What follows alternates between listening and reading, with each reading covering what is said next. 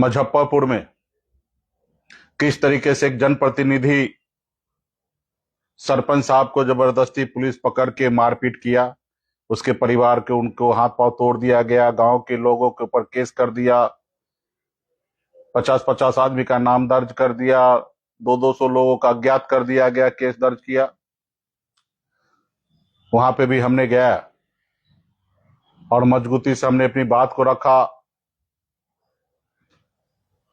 और उम्मीद है कि उनको न्याय मिलेगा। उसमें भी बहुत कमी है, सिर्फ सस्पेंड किया गया है। क्या केस वापस लिया है? क्या नाम सभी का काटा? क्या जिसने मारपीट किया सस्पेंड करने के बाद उनके ऊपर कोई कार्रवाई हुआ? क्या नहीं हुआ।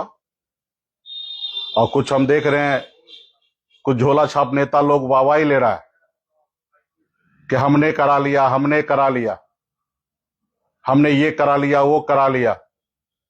6 महीना पहले ये लोग हमसे आते थे कहने के लिए कि भैया दरोगा से बात कर लीजिए, थोड़ा डीएसपी से बात कर लीजिए, थाना अध्यक्ष से बात कर लीजिए, थोड़ा ये काम करा दीजिए, वो काम करा दीजिए। जितने भी लोग मुजफ्फरपुर में वाहवाही कर रहा था ना, सबकी बात मैं कर रहा हूं। ऐसा एक भी आदमी मुकेश सहनी के शरण में रहकर और मुकेश सहनी से लाभ और मुकेश सहनी से मदद नहीं लिया होगा, ऐसा एक भी व्यक्ति नहीं है। वो आपको सिर्फ सस्पेंड है ना, आपके समाज का, आपके परिवार का बेटा का जान लेके किया। 17 तारीख का ही घटना है। पप्पू सहनी को फर्जी तरीके से मर्डर कर दे रहा है पुलिस, और पूरे बिहार में एक मैसेज दे रहा है कि निषाद का इनकाउंटर किया गया। आज पूरे बिहार में आपके ऊपर लोग क्या सोच रहा है कि मल्ला का बेटा बदमाश है, इसलिए इनकाउंटर हुआ है, जबकि वो इनकाउंटर नहीं है, वो हत्या है।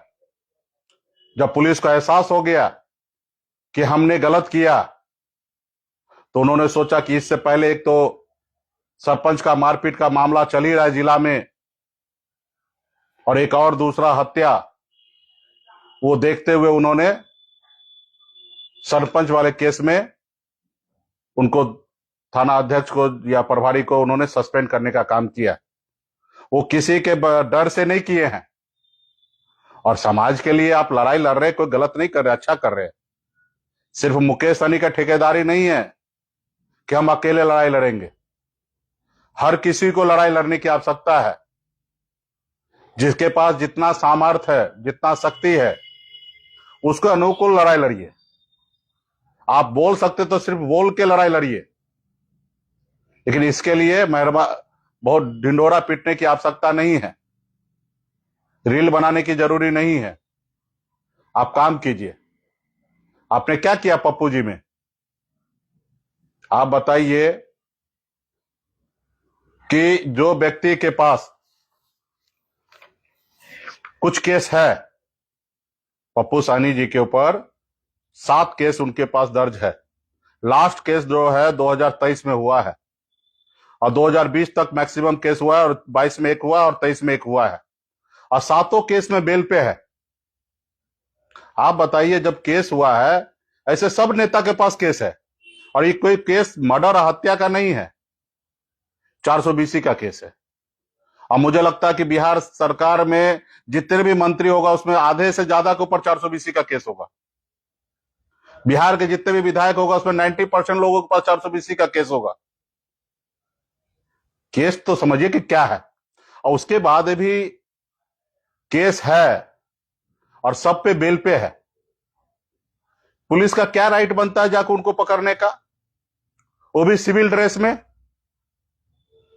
और जब सिविल ड्रेस में कोई जाएगा, किसी को पकड़ेगा, तो निश्चित तौर पे वहां पे नोकझोंक होगा। और पुलिस के बंदूक से गोली चला है। आजकल गोली भी है ना, बैकवर्ड फॉरवर्ड करने लगा है।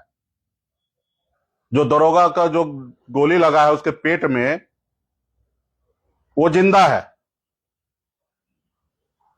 और जिनको वो अपराधी मान रहा है, जिनको शांत करने के लिए पैर में गोली मारा जाता है, इसलिए क्योंकि वो जीवित रहे। पैर में गोली लगने के बाद उसका डेथ हो जाता है, और जिसके पेट में गोली लगा है वो जिंदा है, क्योंकि वो फॉरवर्ड है। और ये जिसके पैर में गोली लगा वो एक गरीब बेचारा समाज का व्यक्ति है, उसको आपने इलाज नहीं कराया, मरने के लिए छोड़ दिया। भाई ये आपका काम नहीं है कि सजा देना।